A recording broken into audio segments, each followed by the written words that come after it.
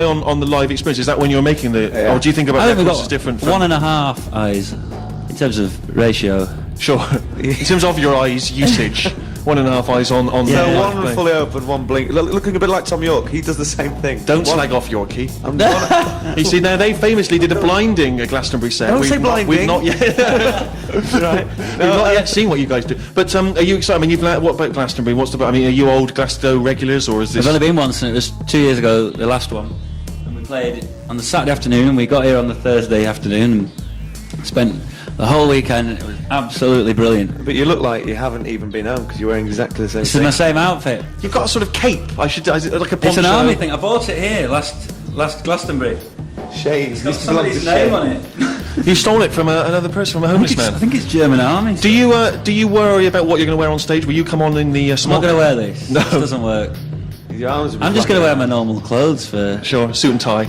Yeah. Sunday best. I'm actually going to wear a tie today. I don't usually wear ties. Sure. But I've got a tie. It's not probably the most interesting question I could have asked. What you're going to wear later on stage. Have you got any questions for me? Would you rather be 3 foot taller or 3 foot shorter? Would I rather be 3 foot tall? I think 3 foot shorter, because I have to be. I'm 6'7" and it's a headache. You'd be here. Yeah, that'd be okay. 3'7". I think I'd quite enjoy that. Add a different dimension. Either way, it's freakish, is what it's you're going to say. very, very interesting to think about. I always think about flights and getting a seat and being 9'7". You know, It's a real headache. I'd rather be 3'7" on an aeroplane, but then in Bar. I don't know. I'll think about it. It's a toughie, isn't it? What are your views, listeners? Why not get in touch? Would you rather be 3 foot taller or 3 foot shorter? Email in on we don't care. Do you prefer crying or laughing? Ooh. Laughing. Being sick or eating a really nice dinner? Yes, I was wondering if you'd choose a track, because I haven't listened to it yet. So I don't know which one to play. Maybe one of... Six music? Yeah, maybe one of the tracks intelligent audience. that's not a single. Yeah, why not? I can do it without you. How about... Kaiser Chiefs, who will be on the main stage later, and I'm sure they'll do a blistering set. I do think they've got quite a body of good sort of Glasgow songs. I'm sure it should it'll be a huge show, yeah. Fists in the air. So thank you very much indeed, gentlemen. I know it's been a hectic day. I know we've perhaps not been as relaxed and as kind of on the ball as we'd like to have been, but of course, we're pie eye on peach cider and any number of crazy things. So what do you expect? But we got through it, and coming up next, Music Week, of course, who sadly should have been on about 5 hours ago, but because of all kinds of complications here, they're going to do the show following this one, and it should be worth sticking around for, because they've been working hard. They've got all kinds of insights into stuff that's been happening here, Iggy and all that kind of stuff, so it should be worth hanging around. The Music Week coming up after us. We have to leave people with the Klaxons, not a live track from them. They were on, what stage were they on? Was it? I forget. Pyramid, I think. Was it one of them? Yeah, one of them. So we'll leave you with the Klaxons, and we'll be back next week, hopefully back in the studio, hopefully the main one, with a lovely cup of coffee. Oh, a bit more relaxing. Oh, and shoes. See you next week.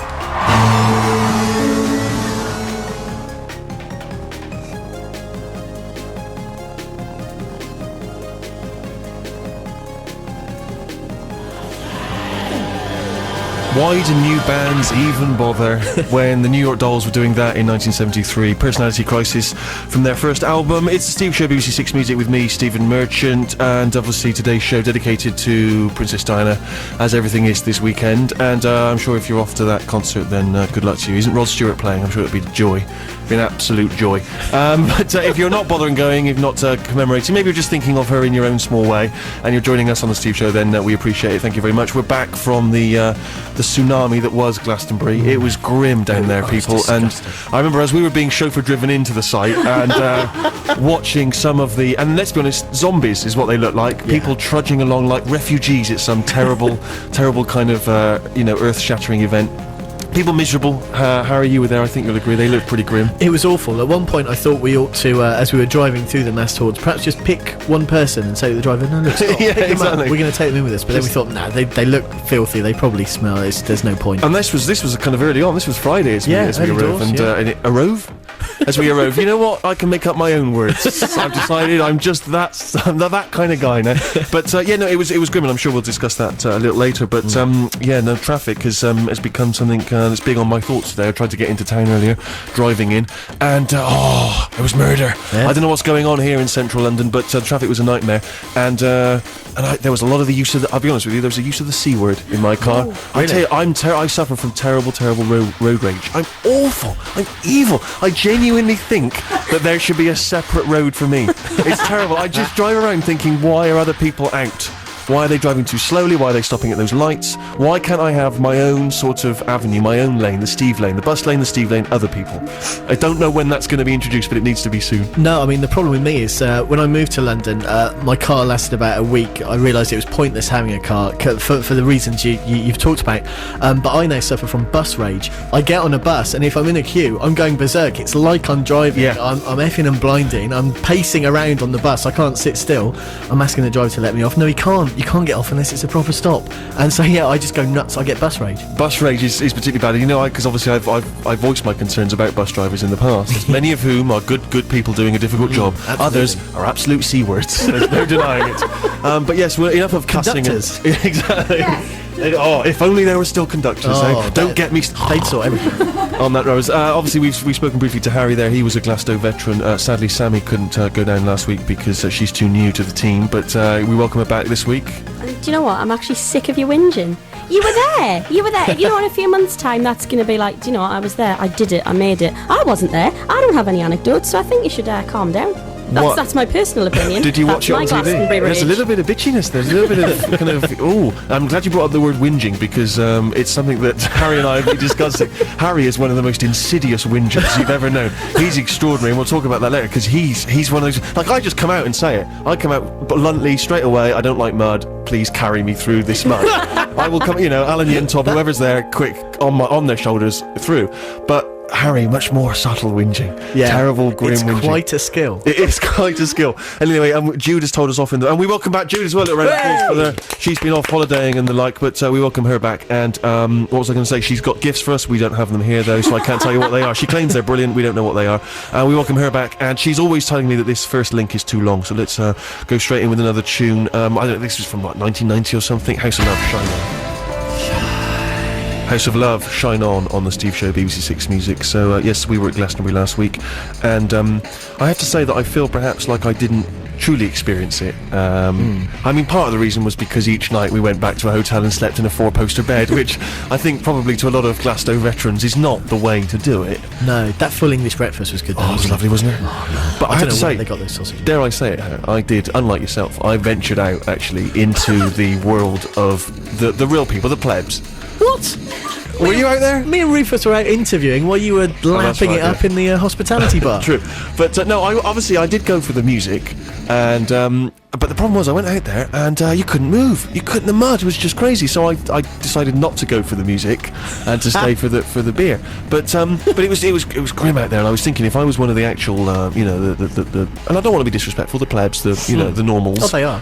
The normals, as I call them. Then I would have been particularly tough. Yeah. So I'm wondering because I actually obviously we left a little early. We missed the Who, frustratingly. Yeah, it was annoying. Because we were worried about getting out of Glastonbury. But I'm wondering because I did read that the next day, when people tried to leave, it took some people upwards of 12 hours, was that? 6 to 12 hours, something crazy? A friend of mine who tried to leave after the Who, he'd packed up his car during the day. It took him an hour and a half to push his car out of the mud, and then like another 4 hours to get off site because it was just a shambles, apparently. Six music people left at 6 a.m. on Yeah. Monday morning and was still in the car park at 1:30 in the afternoon. See, that was one of the best decisions we've It ever was a made. sweet move. Yeah. But Yeah. I'm wondering if you were one of the people who was lucky enough to get. Because as I say, I feel like I didn't really experience the true Glastonbury because I was being mollycoddled, and it's very much the way to do it. I would recommend that to anyone. Get yourself a Six Music show and make any number of grand demands, and you'll find it's a much more pleasant way to do it. But yes, if you have or have heard any grim Glastonbury horror stories, I'd like to hear what they are because it just make me feel better. But you can get in touch, Harry. What's the ways of getting in touch? You're very much the man manning the computer there. Yeah, absolutely. People can email on stephen.sixmusic@bbc.co.uk. Everyone knows by now that's Stephen with a PH. Or why not text us on 64046. Thank you very much indeed. Sammy, what if people haven't caught that? Perhaps you'd like to recap it for them. I believe, Steve, that was stephen.sixmusic@bbc.co.uk, and that's Stephen with a PH. Or you can text us on... Text us? No, you can't go to text us. You can text us on 64046. Sammy, while we were Glasgowing, what were you up to? Other than your, just turning green with envy. I was preparing preparing for my summer holiday. I've been summer holidaying this week in London really? and Brighton. Yeah, it was completely different to what I expected, but it was great. And on Monday it was my mum's birthday, and we went to a wildlife sanctuary, and I feel cheated. Really? Yeah, for some major reasons. They charged us £5 each to get in. Right. It was wet and raining, and there wasn't many animals out. Right. The animal that most entertained me was a stowaway. We were like, oh, look at the cute little field mice. We're like, what? The mice are back. Oh, God, get the mice out. We were like, oh. Someone killed the mice. Yeah. And then when we were like, well, what other animals you got? What animals you having? Oh, we got a beautiful fawn in. Oh, you've got a... Brilliant. Can we go and see the fawn? No, the vet's coming to kill it this afternoon. This is That's a like some sanctuary. kind of horrific sort of anti-Disney. Look at the field mice. That's particularly strange because it does seem to me. I've always thought this with wildlife sanctuaries, with whale watching. If I don't see what I want to see, give me my money back. Exactly. You can't, the people who go whale watching and they don't see a whale. It's cost them 150 quid. You're having a laugh. What's that? Mental. So, well, no, I mean, so you sound like it was a kind of mixed bag for you. It was alright. I mean, there was a cracking badger there. And in what way was it cracking? I mean, how do you rank badgers? What does it have to do? Was it singing for you? Was it dancing? To that effect, we were leaving, and my man was saying, badgers have featured, quite in the forefront of British television. I'm sure that badger played a policeman in something. I was going, what? That very badger? She's going, yeah. I was like, he was in a world of her own. He's been in Wind in the Willows, and he was... The Bill. I can imagine him in a police outfit. And I was going, it was like, this was the only badger ever in existence. Was this, again, just a badger wandering along? It wasn't there as part of the Might as well exhibits? have been. No, he was eating a bowl of cat food, I believe, and a boiled egg. It was a really cracking Was he badger. peeling the egg? I think he ate the whole thing whole and gave himself a bit of a shock at the same time, but he was pleasant enough. We weren't allowed to touch him because they're rife with TB and have your hand away, but it was still entertaining enough. Good, and that's just Monday. That was just So let's Monday. look forward to the rest of Sammy's week, which we'll no doubt be exploring over the course of the show. Each week I've been playing Songs to Seduce Women by, adding that to our CD compilation, but I've also recently started the Songs to Mend a Broken Heart by, and this week I've sort of combined the two into one fantastic song. Nina Simone, and I can't believe she hasn't featured before, and I Got It Bad, and that ain't good. It's not just roads that I feel should have a separate Steve Lane, it's also pavements. Yeah. And that drives me insane, particularly working in central London. I don't want to whinge just about London, I'm sure it's true of any major city, but there's a lot of tourists and they're stopping, excuse me, can you take my photo outside Topshop? No, I can't. I live here, I'm working, I'm on my way somewhere. I feel there should be a channel for sort of me and a few of my friends, and then again the regular people, and then tourists should have a very narrow one, they have to walk single file. That's my way of looking at it. So I don't know if Ken Livingston's listening. Maybe think about it. I don't know what sway I have with the London mayor, but we shall find out. Of course, the reason I have my cronies here in the studio is not just so they can banter occasionally on the hilarious, droll subjects we sometimes throw up, but also to recommend music to me. That's the whole point of the show. It's very much a kind of musical community. And Harry, you're choosing something for us first up this week. What have you chosen? Yeah, well, it's almost from the sublime to ridiculous, following Nina Simone, Steve. This week I'm picking a track by a band called The Queers, who in America... Why is that funny? Well, it's not... I didn't say that was funny. No, okay, fine. Why is that ridiculous? You're saying it's ridiculous? No, I'm saying that, the track itself is mildly ridiculous. Okay, If you let alright. me continue the link, Alright, you'll probably please. find out. Fine, okay. Jumping in like this. Well, I was just worried. I don't know what you were insinuating. Well, no, so essentially they're an American kind of pop-punk act. They've been going for 25 years. They write a lot of odd stuff, songs that sound like they could be written by Phoebe out of Friends. Right. I've got lyrics for one here called Burger King Queen. The lyrics go, but when I looked deep into her eyes, I wanted more than just a burger and fries. Well, she's my Burger King Queen. Yeah, nice. Which fits pretty well. But yeah, this track that I've picked is actually a cover of a track by the Banana Splits. Right. Which is quite exciting. Oh, this is sounding like a mess, a horrible mess. What a waste of a choice. It sounds terrible, but I think people are going to genuinely get excited and love it. It's called I Enjoy Being a Boy by The Queers. I have to say I was prepared to hate both it and you, Harry, but I have to say I've enjoyed the